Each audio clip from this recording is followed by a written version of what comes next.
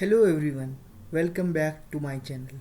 अगर आप भी इकोनॉमिक्स पंजाब यूनिवर्सिटी से करने की सोच रहे हैं या ऑलरेडी इस कोर्स में इनरोल्ड हैं, तो आज आपके लिए ये वीडियो कंप्लीट रोड मैप देगी कि क्या सिलेबस होता है, कैसे टॉपिक्स होते हैं और क्या क्या बुक्स एक तरीके से आपको पढ़नी चाहिए। आज हम डिस्कस करने जा रहे हैं पूरा सिलेबस सेमेस्टर वाइज, ताकि आपको क्लियर आइडिया हो कि आने वाले 3 सालों में आपको क्या पढ़ना है और आप कैसे पढ़ सकते हैं उसको। ठीक है, so please watch this video till and so that आपको एक कंप्लीट ओवरव्यू मिल जाए इस चीज़ का कि इस पंजाब यूनिवर्सिटी के इकोनॉमिक्स का बैकग्राउंड क्या है या उसमें चीज़ें क्या क्या आती हैं।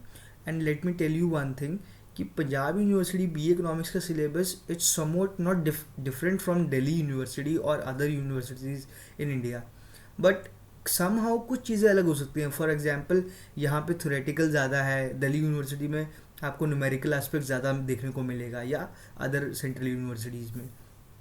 So I am recommending you people, those who are going to prefer Punjab University as their central university to study in, so they can have this, they can have they can watch this video seriously. And if someone who's not interested in Punjab University or who's preferring something else university, so I will prefer you to go and watch those kinds of videos, because then that will be more beneficial to you, right?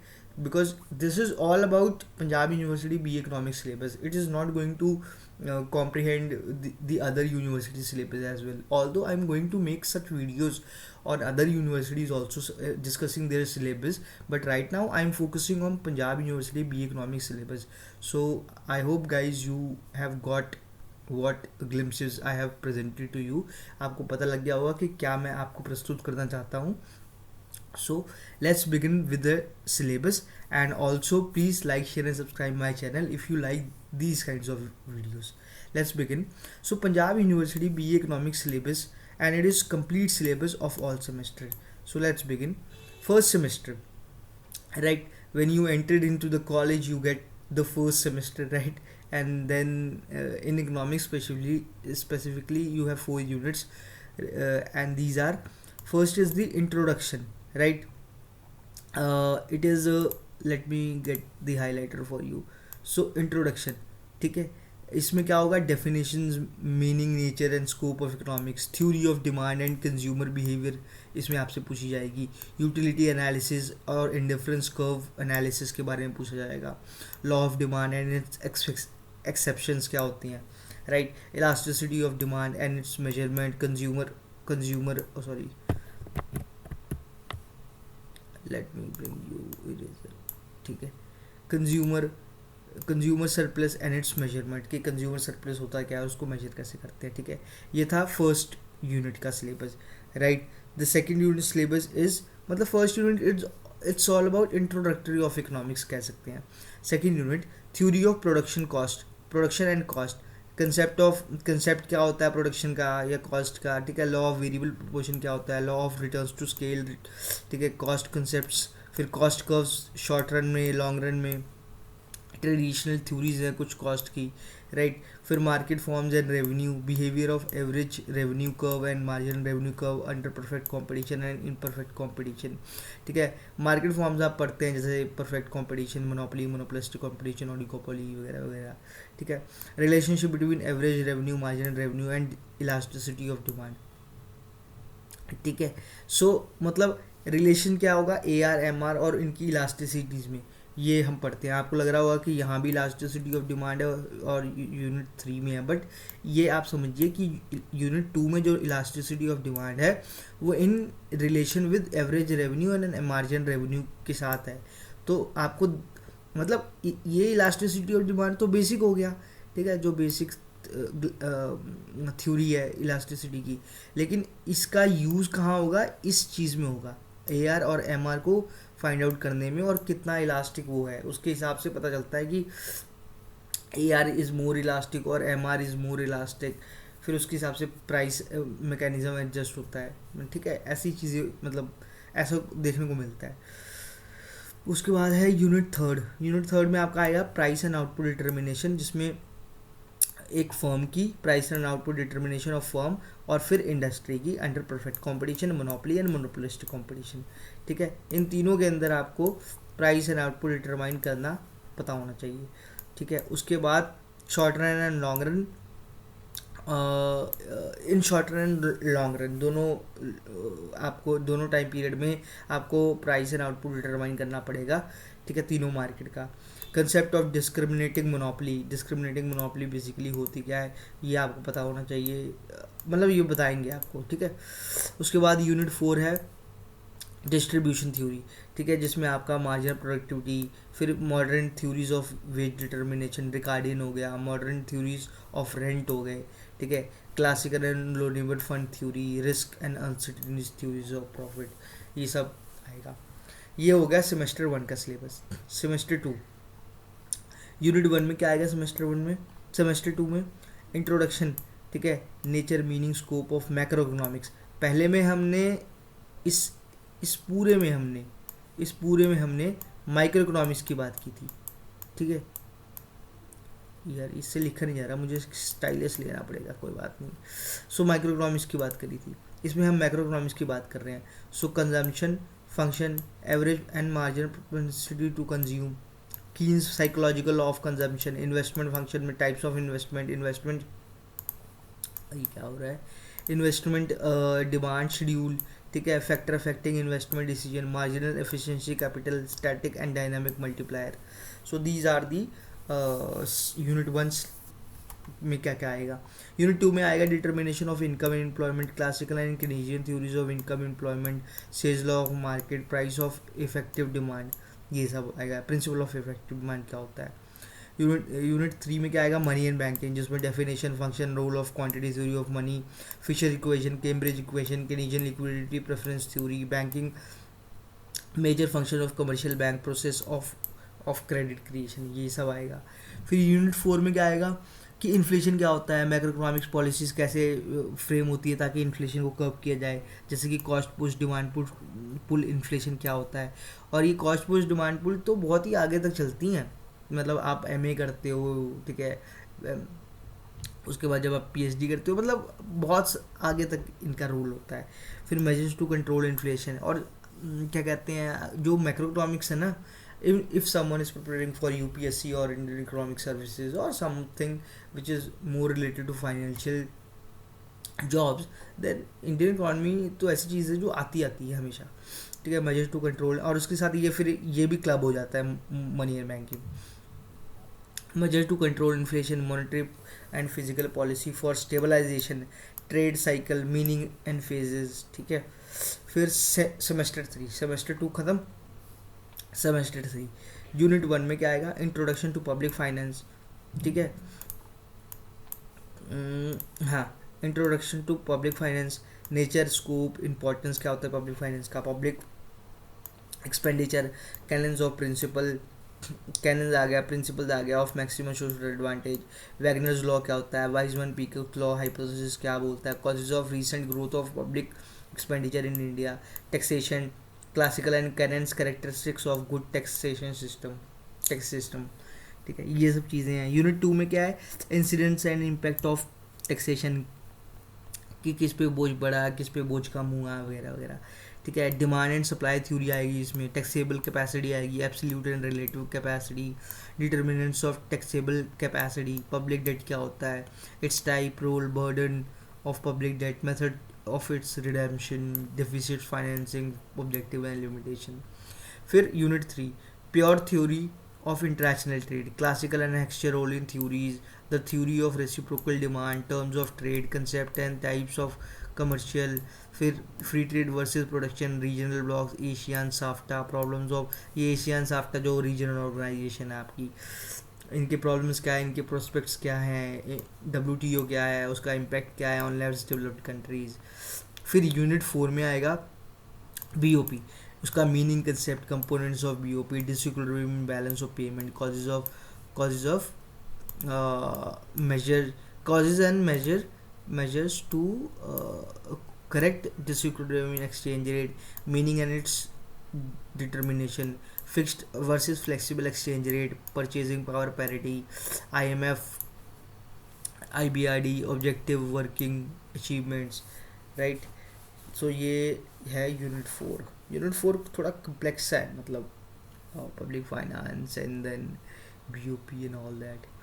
फिर semester 4, ठीक है, elementary idea, sets, function, ये थोड़ा mathematical रहेगा, ठीक है। Simple and partial derivatives क्या होता है, differentiation in simple function, polynomial, exponential function, maxima minima of functions of one variable only, their application of micro and macroeconomics।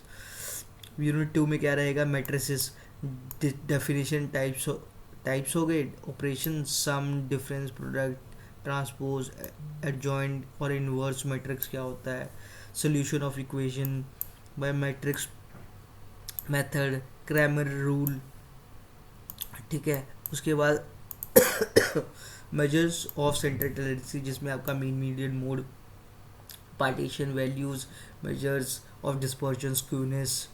ये आ गया यूनिट 2। अब यूनिट 3 में क्या था, यूनिट 3 में है कोरिलेशन एनालिसिस, जिसमें कार्ल पियर्सन कोरिलेशन मेथड, ठीक है। स्पीयर्स में rank correlation, simple regression analysis, interpolation, binomial expansion, Newton's advancing difference method and Lagrange method. Unit 4 index numbers, concept, problem, importance, simple index numbers, less Pearson and Fisher's index numbers only, among weighted index numbers, reversibility test, time series analysis, components of time series, determination of trends, least square method and moving average method। ये था आपका index number, ठीक है। इन ये जो आपका ये जो सेमेस्टर 4 है ना, so these are very important to form the base for the MA economics. MA economics में अगर आपको एडमिशन चाहिए या आप चाहते हैं कि आप प्रेफर करें लाइफ में, तो आपको ये चीज़ बहुत इम्पोर्टेंट है जो करनी पड़ेगी, ठीक है। So I still remember when I was in my graduation time, so जब ये टॉपिक आया ना सेमेस्टर 4, तो उस टाइम लॉकडाउन लग गया, तो बहुत बच्चों ने ये छोड़ दिया था, और उनमें से एक मैं भी था मैं क्यों छुआऊँ कि नहीं था, तो छोड़ दिया था। मतलब हमारे पेपर ऑनलाइन होते थे, so you all know how the online criteria goes on, right. I am not going to discuss over here, but yes we somehow lagged in that. And then जब मैं मास्टर्स में आया, then I got to face the difficulty of that, right. मेरे को repercussions झेलने पड़े उस चीज़ के, और फिर मैंने दोबारा इन चीज़ों को पढ़ा और दोबारा किया, तो मतलब इट्स क्वाइट हार्ड, राइट। अगर आपने वो चीज़ पहले से कर रखी है तो इट्स गुड फॉर यू, और तो करना है, ऐसा नहीं है कि छोड़ना है, अच्छी तरह करना है। मैथ्स बहुत इंपॉर्टेंट है। अगर दुनिया को कहते हैं, अगर if you want to know this world, if you want to know the beauty of this world, then you have to learn the maths, or you have to engage with the maths is somehow going to decide the future, or maths is something which is ever changing, right। हमेशा change होती रहती है, और नए नए principles introduce होते हैं। सो मतलब अगर आपको मैथ्स बोरिंग भी लग रहा है, right, but you have to do it, right. It's not like कि मैथ्स के बिना कुछ नहीं हो सकता है ज़रूर, but maths will give you a basis, and it will give you a platform where you stand alone, kind of like that, right। So it gives you an upper edge, right, apart from all others, right। theory ठीक है, मतलब मैं discredit नहीं कर रहा हूँ theory को, but I'm saying that maths is very important in economics field, because now I'm in a higher studies, I have done my masters, I can tell it to you that maths is something, and especially the econometrics या mathematical economics, they are going to help you a lot in future, right। in any examination, for example UGC net हो गया आपका, या RBI grade B हो गया, या Indian economic services हो गया, ठीक है। सो दीज या स्टैटिस्टिकल सर्विसेज हो गया, so you can have the benefits of that, right. फिर अभी आ गया इकोनॉमिक्स ऑनर्स BA का syllabus. Economics honours BA basically जब हम BA में एडमिशन लेते हैं या ग्रेजुएशन में एडमिशन लेते हैं, तो वहाँ आपको 2 साल बाद, 1 साल बाद आपको ये ऑप्शन मिलता है कि आप एक सब्जेक्ट में स्पेशलाइजेशन कर सकते हो। तो उसी को हम बोलते हैं इकोनॉमिक्स ऑनर्स या फिर बी ए। इकोनॉमिक्स ऑनर्स के मतलब ऑल ऑनर्स होते हैं, जैसे लोग हिस्ट्री ऑनर्स करते हैं, सोशोलॉजी ऑनर्स करते हैं, पॉलिटिकल साइंस ऑनर्स करते हैं, फिजिक्स, मतलब जो भी अलग अलग सब्जेक्ट हैं। सो एक बी ए इकोनॉमिक्स ऑनर्स का सिलेबस जो पंजाब यूनिवर्सिटी के अंदर है वो है money and banking. Units, unit 1, तो डेफिनेशन ऑफ मनी, मनी क्या होता है, नियर मनी क्या होता है, सप्लाई ऑफ मनी क्या होता है, उसके components, determinants, high powered money क्या होता है, मनी मल्टीप्लायर क्या होता है, measure of supply of money in India, India में कैसे मनी सप्लाई होता है, ठीक है। फिर यूनिट 2 में क्या है, demand for money, classical theory of money, Keynes liquidity preference theory, Friedman restatement quantity theory of money, central banking main functions, technique of monetary management, monetary policy, reserve of bank of India. Unit 3, commercial banking main functions, major developments and reforms in Indian banking system since 1991, NBFCs क्या होते हैं, NBFI क्या होता है, role of NBFI क्या होता है, non banking financial institution. फिर यूनिट 4 में क्या है, इंटरनेशनल मॉनेटरी फंड है, फीचर्स एंड रोल है, वर्ल्ड बैंक है, फीचर्स एंड रोल है उसके, एशियन डेवलपमेंट बैंक है, उसके फीचर्स एंड रोल है। फिर दूसरी चीज़ क्या पढ़ते हैं हम इकोनॉमिक्स ऑनर्स में, इंटरनेशनल इकोनॉमिक्स। इंटरनेशनल इकोनॉमिक्स में यूनिट 1 में क्या पढ़ते हैं, the pure theory of international trade, theory of absolute advantage, comparative advantage, opportunity cost, extra role in theory, factor price equalisation, gains from trade, ठीक है, gains from trade. फिर measurement and distribution, terms of trade, secular deterioration hypothesis. फिर unit 2 में क्या पढ़ते हैं, commercial policy, the theory of tariff, optimum and effective rate of tariff, inter relation between tariff, aid and economic development, the theory of economic integration among nations, forms of economic integration, the theory of custom unions, so economic union, European Union, custom union, ठीक है, free trade agreements, ये सब पढ़ते हैं इसमें हम। Unit 3 BOP पढ़ते हैं इसमें, exchange rate, trade structures, the process of adjustment in BOP, ठीक है, concept of foreign trade multiplier क्या होता है, fixed and flexible exchange rate, their relative merits and demerits, structure of trade, trade between developing and developed countries, unequal exchange and its impact on BOP, current problems of trade and finance of developing countries, ठीक है, role of multinational corporation in developing countries, ये सब हम basically इसमें पढ़ते हैं। और हाल ही में ये चीज़ें और भी ज़्यादा इंट्रोड्यूस या एक इंटरेस्टिंग हो गई है, क्योंकि पीछे हमने देखा है कि इंडिया में काफ़ी, इंडिया वर्सेस अमेरिका एक टैरिफ वॉर छिड़ गया था, कह सकते हैं। अमेरिका तो मतलब वो तो जिस तरीके के रिजीम वहाँ पे है, वो I think they are out of their mind right now. But somehow, let's do not discredit our nation. They have their old legacy, but somehow, right now they are in a situation of hurry. What they are doing with Iran and other countries, they should think themselves. Right, so ये चीज़ें और भी interesting बन जाती है आपके current affair से, और specially if you are preparing for UPSC and all that examination, because इनके बेसिस बहुत इंपॉर्टेंट है फॉर योर फ्यूचर। फिर यूनिट 4 में क्या है, इंटरनेशनल मॉनेटरी सिस्टम है, IMF and international monetary system, present monetary system क्या है, इंटरनेशनल मॉनेटरी सिस्टम। फिर प्रॉब्लम्स ऑफ इंटरनेशनल लिक्विडिटी क्या होता है, problems for international monetary reforms, क्या क्या प्रपोजल्स आए हैं IMF में, ठीक है, नए नए रिफॉर्म्स जो आते रहते हैं एक तरीके से ना, न्यू इंटरनेशनल इकोनॉमिक ऑर्डर कि क्या अब किस तरीके की रिजीम्स आ रही हैं, क्या उनका इकोनॉमिक पर्सपेक्टिव है, किस तरीके से वो इकोनॉमिक ग्लोबल इकोनॉमी को के साथ डील कर रही हैं, ये सब चीज़ें। ये मोर ऑफ अ थोड़ा डायनामिक सा टॉपिक है, ठीक है।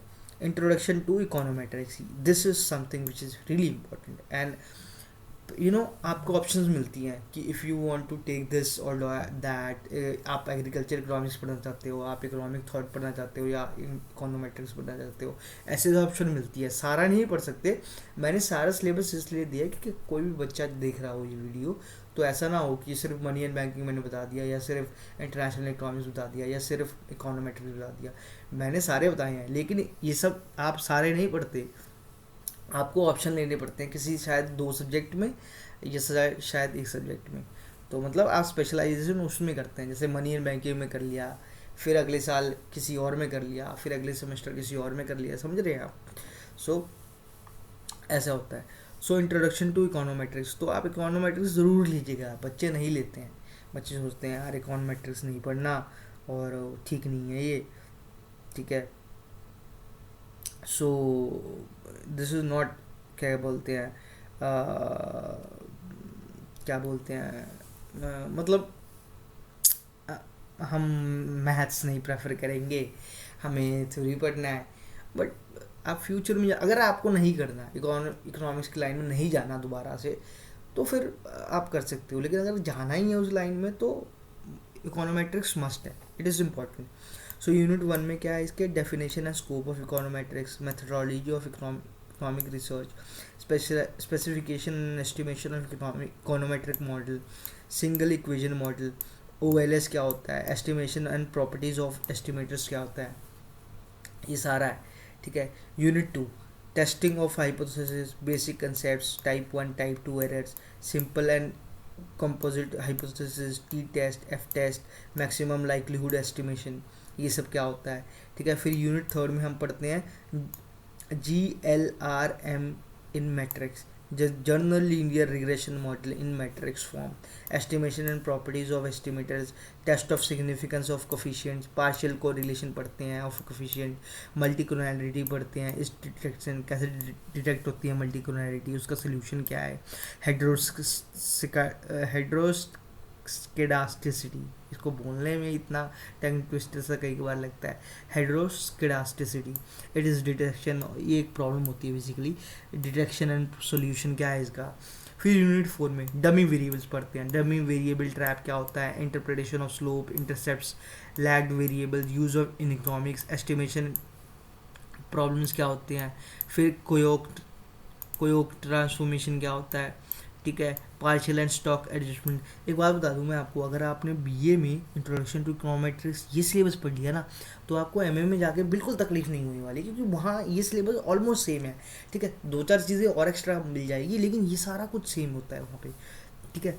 फिर तो ये था पूरा बीए इकोनॉमिक्स ऑनर्स का सिलेबस। अब हम दोबारा से आएंगे, हमने यहाँ तक किया था, सेमेस्टर 4 तक किया था, अब हम करेंगे सेमेस्टर 5, ठीक है। सो सेमेस्टर 5 क्या है, यूनिट 1 में economic growth and development, concept of and measurement, ठीक है।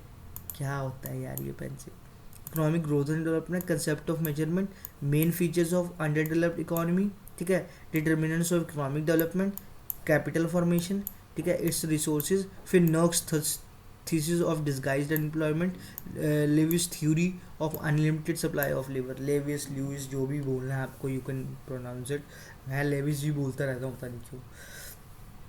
फिर यूनिट 2 में क्या है, classical model of growth, Harrod Domar model of economic growth, one sector new classical model of growth, ठीक है, Solow model of growth, dualism जिसमें social and technological, ठीक है, दीज आर थ्योरीज एक तरीके से, ये जो क्लासिकल थ्योरीज हैं। फिर यूनिट 3 में क्या है, theory of big push, Leibenstein critical minimum effect, ठीक है, थीसिस। फिर strategy of economic development, balance versus unbalance growth, Rostow theory of stages, Rostow की जो स्टेजेस वाली थ्योरी है वो आएगा इसमें। फिर यूनिट 4 में क्या है, यूनिट 4 में है theory of planning in developing countries, need, objective, strategies, problem of planning, price mechanism and planning, investment criteria, choice of technique, emerging strategies, export promotion, import substitution strategy etcetera, ठीक है। This was all about unit 4। अब हम करेंगे semester 6, जो कि last semester है, 5 हो गया 6, ठीक है। सेमेस्टर 6 यूनिट 1, ठीक है, Indian economy on the eve of independence, features आ गए, उसके कैरेक्टरिस्टिक्स आ गए, Indian economy since independence. So एक तो on the eve of independence है और एक सिंस इंडिपेंडेंस है, मतलब इंडिपेंडेंस के पहले और इंडिपेंडेंस के बाद, ठीक है। एग्रीकल्चर क्या थी, इंपॉर्टेंस क्या था एग्रीकल्चर का, फिर कॉजेज़ क्यों आए, मतलब बैकवर्डनेस के कॉजेज़ क्या थे, लो प्रोडक्टिविटी के कॉजेज़ क्या थे, फिर न्यू एग्रीकल्चर स्ट्रेटजी जो हमने ग्रीन रेवोल्यूशन क्यों किया, क्या उसके फीचर्स थे, क्या उसके बेनिफिट्स थे, क्या उसके ड्रॉबैक्स थे, फिर critical evaluation of special reference to environmental degradation, ये टॉपिक ग्रीन रेवोल्यूशन से भी लिंक्ड हो जाता है कि कैसे ग्रीन रेवोल्यूशन ने एक इन्वायरमेंटल डिग्रेडेशन भी करी एक तरीके से। फिर लैंड रिफॉर्म्स पढ़ते हैं इसमें, जिसमें नीड, इम्प्लीमेंटेशन एंड इवेल्यूएशन। फिर unit 2 industry, Problem of industrial development in public and private sectors. Industrial policy since 1956 with special emphasis on recent trends of liberalization. Role and problem of small and large scale industries in era of globalization. फिर major large scale industries iron steel cotton textiles petroleum IT. ठीक है. ये भी आप ये भी आपको 1956 को पढ़नी है पर लेकिन करंट के साथ भी इसको मैचअप करके चलना है कि पहले क्या हुआ था, किस तरीके से था और आप कैसे चल रहा है. फिर unit third, principal feature of Indian taxation, Indian tax structure, division of financial resources between centre and state जिसको हम फेडरल फिजिकल फेडरलिज्म बोलते हैं. ठीक है. Direction and composition of exports and imports and changes there in since economic reforms कि क्या composition है imports और एक्सपोर्ट्स की और सिंस इकोनॉमिक रिफॉर्म्स उसके क्या इम्प्लीमेंटेशन या क्या उसके बेनिफिट्स देखने को हमें मिले हैं. फिर बीओपी प्रॉब्लम क्या होती है, critical evolution in role of MNC in India. ठीक है. एमएनसी होती क्या है, फिर उसका क्रिटिकल रोल. ठीक है. फिर unit 4, planning importance objective strategy achievement of Indian planning, critical evolution और लास्ट 5 ईयर प्लान. ठीक है. प्लान वाइज डिटेल मतलब इसमें आपको पूरी जो 5 ईयर प्लानिंग है ना 1951 to 2012 plus 5 2017 I guess last था, अब तो नहीं रहा वो सब. ठीक है. फिर मेजर इंडियन इकोनॉमिक प्रॉब्लम्स क्या है, जैसे इन्फ्लेशन हो गया, एम्प्लॉयमेंट हो गया, पॉवर्टी हो गया, introduction to consumer education and consumer production, elementary ideas. ठीक है. So this was all about semester 6 fourth unit. ठीक है. And this syllabus is quite, so I have covered all of this and this syllabus is quite not so hard I will say, but yes lengthy and you have to do a lot of things. So although I'm going to upload such videos on every topic, on every concept, but I guess it will take some time, although I will be uploading it in a very short span of time. So please till then be at my channel. And also this I have a very genuine appeal to you people that if you like these kinds of videos, kindly please like, share and subscribe my channel, because I have got a less numbers of I mean I'm getting the views but the subscription rate is quite low, and which makes me a little bit below the table, or you can say underconfident I feel, because then I feel that whether I am not in a position to make such videos which are quite engageable to the people, but at the same time I feel that this is what I can do. The the only thing I have in my hand which is to do the hard work, else everything depends on you people, that you like it or not, or you subscribe it or not.